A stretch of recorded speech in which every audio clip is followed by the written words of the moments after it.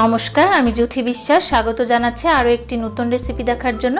আশা করছি সবাই অনেক ভালো আছেন। আজকে আমি আপনাদের সাথে শেয়ার করছি বিকালের নাস্তার একটি সহজ রেসিপি। আটার রুটি খেতে ভালো না লাগলে 1 কাপ আটা দিয়ে খুব সহজেই বাড়িতে থাকা উপকরণ দিয়ে বানিয়ে ফেলুন এই নাস্তাটি। এটা বানানো খুবই সহজ আর খেতে অনেক বেশি মজা। আশা করছি আমার আজকের রেসিপিটি আপনাদের ভালো লাগবে। যদি ভালো লাগে তাহলে অবশ্যই একটা লাইক দিন আর সাবস্ক্রাইব করে পাশে থাকা বেল বাটনটি অন করুন, যাতে করে পরবর্তী ভিডিও নোটিফিকেশন আপনার কাছে পৌঁছে যায়। আপনাদের কাছে আমার একটাই অনুরোধ, রেসিপিটির কোথাও একটুও ভালো লাগলে প্লিজ পুরো ভিডিওটি দেখুন। তো কথা না বাড়িয়ে চলুন শুরু করা যাক। নাস্তাটি বানানোর জন্য প্রথমে চুলায় একটা ফ্রাই প্যান বসিয়ে দিয়েছি। তার মধ্যে দিয়ে দিচ্ছি 1 টেবিল চামচ পরিমাণ তেল আর তেলটা নেড়ে চেড়ে ছড়িয়ে দিচ্ছি প্যানের চারপাশে। আর তেলটা যখন গরম হয়ে গেছে তখন এর মধ্যে দিয়ে দিচ্ছি 2টা মিডিয়াম সাইজের পেঁয়াজ কুচি।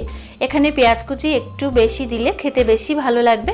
তারপর 1 থেকে 2 মিনিট মতো এটাকে নেড়ে নিতে হবে। আর ভাজতে ভাজতে পেঁয়াজটা যখন নরম হয়ে যাবে, তবে খুব বেশি নরম নয়, একটা কচকচে ভাব থাকবে, সেই পর্যায়ে পেঁয়াজটা ভাজা হয়ে যাবে। আর এই পর্যায়ে যখন পেঁয়াজটা ভাজা হয়ে যাবে তখন এর মধ্যে দিয়ে দিচ্ছি আগে থেকে গ্রেট করে ধুয়ে জল ঝরিয়ে নেওয়া একটা বড় সাইজের আলু আর মিডিয়াম সাইজের একটা গাজর কুচি, অর্থাৎ 1 মুঠ আলু গ্রেটেড আর 1 মুঠ গাজর গ্রেট করে নিয়েছি। আর সমস্ত উপকরণই আগে থেকে ধুয়ে জল ঝরিয়ে নিয়েছি। তারপর এই সমস্ত উপকরণ দিয়ে আবারও 3 থেকে 4 মিনিট ভালো করে তেলের সাথে ভেজে নিতে হবে।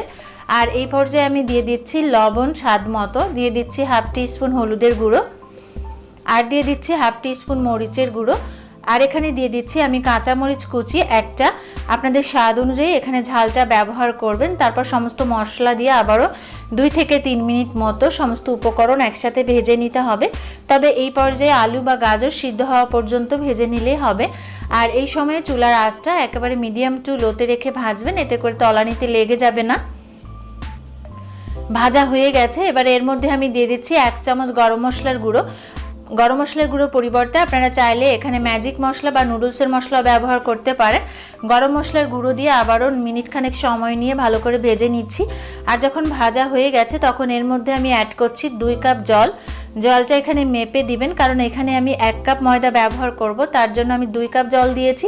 আর জলটা দিয়ে যখন বলক চলে আসবে, আলু আর গাজরটা খুব ভালোভাবে সিদ্ধ হয়ে যাবে, সেই পর্যায়ে চুলার আঁচটা লোতে রেখে এর মধ্যে দিয়ে দিতে হবে 1 কাপ ময়দা।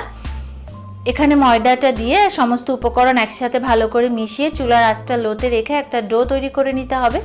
আর ডোটা খুব বেশি নরম কিংবা খুব বেশি শক্ত হবে না, আলতো হাতে এটাকে নাড়তে নাড়তে একটা সফট ডো তৈরি হয়ে যাবে। আর এই পর্যায়ে ডোটা নাড়তে নাড়তে যখন প্যান থেকে ডোটা নিজে থেকে উঠে আসবে তখন বুঝতে হবে যে ডোটা রেডি হয়ে গেছে। আর এই পর্যায়ে দেখে বুঝতেই পারছেন যে ডোটা কিন্তু অনেকটাই রেডি হয়ে গেছে। এইভাবে বারে বারে নাড়তে হবে, নাড়া বন্ধ করা যাবে না। নাড়তে নাড়তে যখন প্যান থেকে ডোটা উঠে আসবে তখন বুঝতে পারবেন যে ডোটা একদম রেডি হয়ে গেছে। আর এই পর্যায়ে কিন্তু প্যান থেকে ডোটা উঠে আসছে। তো এই পর্যায়ে আমি একটা প্লেটের মধ্যে ডোটা নিয়ে নিচ্ছি। তারপর একটা স্প্যাচুলা দিয়ে এভাবে একটু বিছিয়ে দিচ্ছি, এতে ডোটা একটু হালকা ঠান্ডা হয়ে যাবে। তারপর এটাকে হাত দিয়ে খুব ভালো করে মেখে নিতে হবে। আর এই পর্যায়ে আমি ঠান্ডা হওয়ার জন্য অপেক্ষা করছি।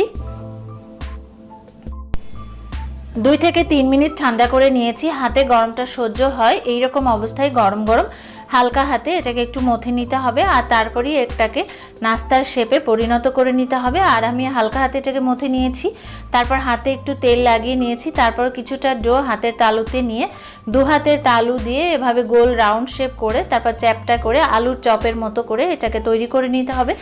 তবে আপনারা চাইলে আপনাদের পছন্দ অনুযায়ী যে কোনো শেপেই এই নাস্তাটি বানিয়ে নিতে পারেন। আর প্রত্যেকটা নাস্তা বানানোর আগে অবশ্যই হাতে তেল লাগিয়ে নেবেন, এতে করে হাতে আটকে যাবে না। আর একই রকমভাবে আমি সবগুলো নাস্তা বানিয়ে নিয়েছি। এবার ভাজার জন্য আগে থেকে চুলায় তেল বসিয়ে দিয়েছিলাম। আর তেলটা যখন গরম হয়ে গেছে তখন মিডিয়াম আঁচে চুলার আঁচটা রেখে সমস্ত নাস্তাগুলো এভাবে দিয়ে দিতে হবে। তারপর 2 থেকে 3 মিনিট মিডিয়াম আঁচে ভাজার পর এটাকে আবার উল্টে দিয়ে আবারও 3 থেকে 4 মিনিট এটাকে ভেজে নিতে হবে।